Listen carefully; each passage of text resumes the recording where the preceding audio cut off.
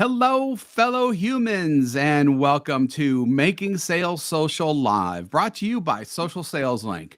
I'm Bob Woods, and I'm joined by co-host and fellow LinkedIn connoisseur, raconteur, and whatever tour words we can think of, Brynne Tillman. How you Hey, doing, Brynne? Bob.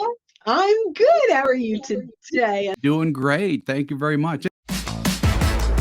Welcome to Making Sales Social Live, as we share LinkedIn and social selling training, strategies, and tips that will have an immediate impact on your business. Join Brynne Tillman and me, Bob Woods, every week. Making Sales Social Live. You know, when some people hear or read the phrase social media influencer, they think of people who make social media their entire lives, like it's their job title and their full-time gig. Well, as salespeople and business development pros, we ain't got time for that. Instead, what we need to become are micro influencers. And of course, because it's us, we're talking about mainly on LinkedIn. In our minds, a micro influencer is someone looking to attract a very specific audience. So, in other words, you're not looking for everyone as your audience. You want people with whom you can start sales conversations. In other words, your audience of prospects. So, by definition, you're looking for a target audience as a micro influencer. So let's get things started off with identifying your audience and learning what matters to them, Brynne. Yeah, so one of the things we tend to do is jump right in without really doing this pre-work. And the Right. pre-work, it's interesting. We want to really hunker down and take a look at who are our ideal clients. Who are people that we've served that we love serving? It may not be our biggest client, but it's our favorite client, the one where you get the most reward and get paid at the same time. A lot of that can start outside of LinkedIn. But once you've identified them, you want to think about the characteristics from a filter perspective. How do we find more people like them? Two quick things. One, if you're looking at companies, it'll show you on their company page other companies like them. If you're looking at people on their page, it may have other people similar to them. That's a good way to gauge the right types of folks. But once Yep. you've built that list, right, when we've identified who is it that we most love to work with, we then have to listen to what they care about. Because Bob, this is something that we deal with all the time where people are sharing content they want to share, not necessarily the content their prospects want to consume.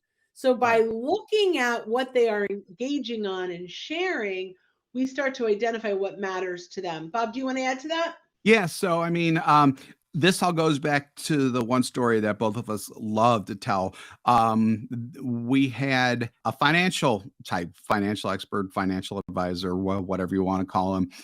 This person was publishing content, but we noticed that the only reactions that he was getting with this content was from other financial professionals. In other words, not the audience that he wanted to reach. And that's because the types of content that he was publishing wasn't really appropriate for the audience of people that he wanted to start sales conversations with. So if you're getting into that type of situation where you're only hearing from your own kind, for lack of a better term, you're not micro influencing at that point, because you're not reaching the people who you want to start those sales conversations with. 100% agree on that. Yeah, What's yes. what's the next thing that these folks need to do to show up as a micro influencer? Yes. So now you've identified your audience, and especially learning what matters to them, and the types of content that they want to consume. The very first thing you do is something that we teach everyone to do, no matter what their goal is, and that's to position their profile to be value centric, taking it from a resume to a resource, which is another one of our t-shirt printable quality quotes. But it's really true here, because if they go to your profile and they don't learn what it is you do, not only what it is you do, but how you can help them, like immediately, you're going to lose them. So that's where kind of the micro influencing kind of style comes in a little bit, just in that you really need to provide value. You need to provide education. You really need to influence what it is that these people want to consume and want to learn from you. So it's ultimately all about learning from you, and that's having a value centric profile that teaches them what it is you do and help them, rather than just talking about how you help them. It's another one of our phrases. Stop talking about how you help people and just help people. Do that in your profile. Yeah, I mean, I absolutely love the concept of value centric profile. We are so tired of being either pitched or reading these resumes. If you want to be a micro influencer, your job is to create curiosity, to resonate with your particular buyer, to get that, to teach them new things that get them thinking differently about their current situation, and create a compelling moment, a moment where they accept your connection request, they ask you to connect, they like your comment. Ultimate goal in being a micro influencer is to influence your identified group of people, and influencing those folks really, it comes down to every time they experience you, starting with your profile, you're bringing value, and when you do that, you start to build that following. Yep. So now we're going to go from the profile and do exactly what Brynne just said. So this is all about curating and creating content that teaches your audience something. Not only it teaches something, but hopefully it teaches something to them new at the same time. So when you teach somebody something new, it gets them thinking about their situation differently.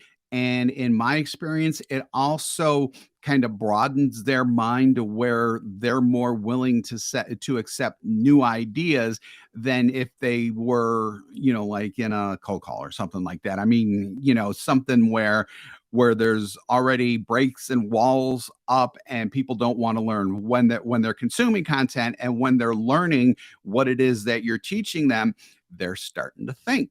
And that's where a micro influencer who is in sales and biz dev really wants to do. Yeah, so it's interesting because, I mean, we both talked about those steps of resonating with your buyer, creating curiosity, teaching them something new that gets them thinking differently, that creates a compelling moment for the profile and for the content. There's a consistency there that is vital, right? And the reason is, what does an influencer do? They get you thinking differently, learning something new. Think about, like, let's go macro influencer. A Kardashian puts Right. out Yeah. content about makeup. They're an influencer because of all the people that know who they are and follow them. But the reason they follow them is they learn how to do eye makeup differently, or they learn, like, it is still teaching them something, even if ultimately it's selling them.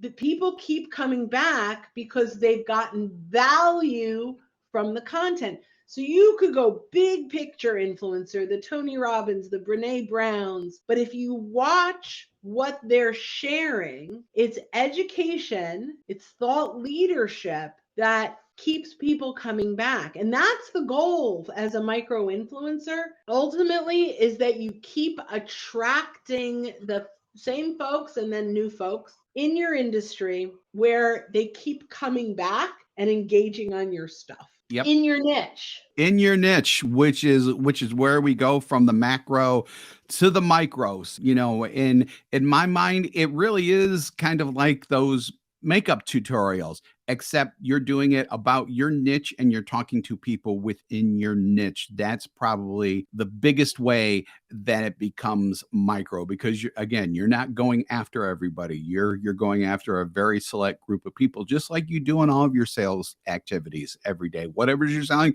you're not selling to everyone. You're selling to a specific group of people. It's that same idea, except you're just bringing it down to actual content sharing and things like that. that. The next thing I want to do is to go even more micro.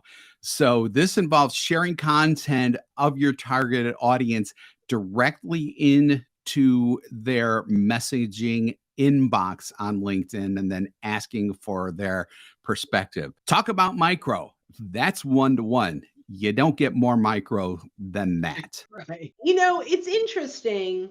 When you are a micro influencer and you're growing as a micro influencer, the more personal you are, the more one on one you are, the more loyal, connected these folks are to you. Like, it's amazing to me when I'm watching, and a lot about this, by the way, a lot of this is we're watching what other micro influencers are doing to build their following.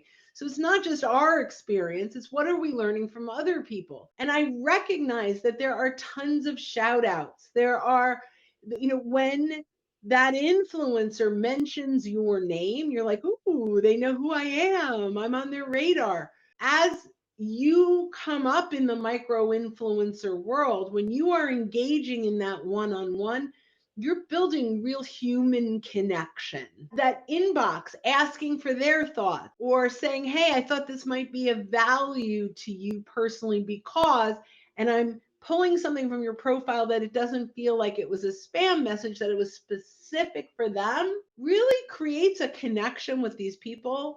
And they're like, man, he's really like engaged with me. She really took the time. Look at her and her audience, and she really took the time to engage with me. And you may only have 2 or 3 people right now that's your consistent audience. It doesn't matter. Maybe you don't have any yet and you're looking to build it. This is a great way, and their next tip will help as well. But getting content into the inbox of folks is a great way to help them discover you. Yeah. And then the other big way to help people discover, as well as doing, all the other things that micro influencers do, but it also helps push conversations, is engaging on other people's content. So that could be influencers, that could be just other people in your network, but definitely people in your space.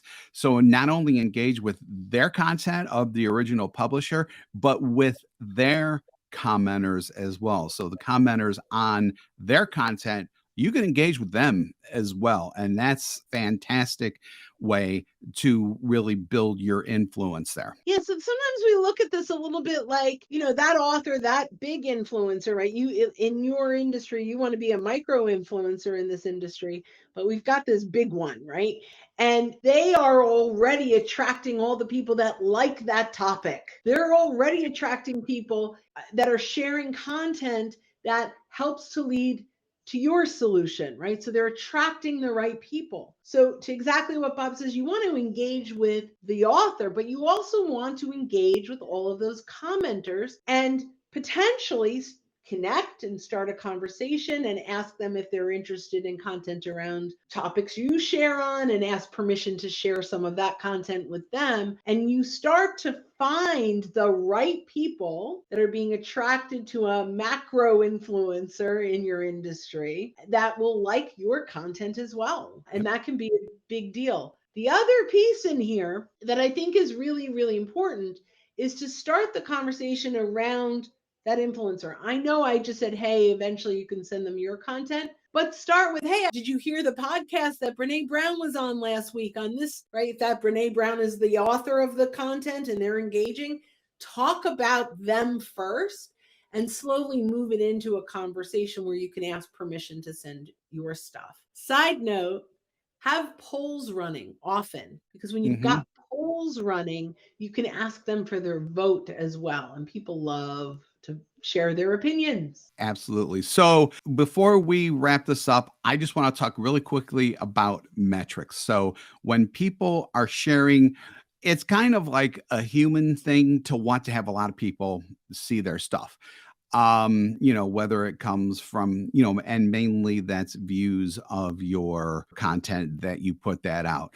For micro influencer purposes, I really see those as vanity metrics. I mean, yeah, it's nice to have a lot of people see your stuff, but I think that you should replace that metric with another metric, and that's how many relationships did you begin? How many relationships did you strengthen because of your content? And ultimately, how many sales conversations you got started because of that. And that may take a step or two before you get into that conversation, but still, as a micro influencer, you want to start sales conversations. So if you got like 80,000 views on a post, but you got nothing out of it in terms of really what you're looking for from business and to make money, that post wasn't really successful, in my opinion. Very good point. Yeah. So just going to wrap this up now. Thanks again for joining us on Making Sales Social Live. If you're with us live on LinkedIn, YouTube, Facebook, TikTok, oh my God, or Twitter right now, we do this every week. So keep an eye out for our live sessions.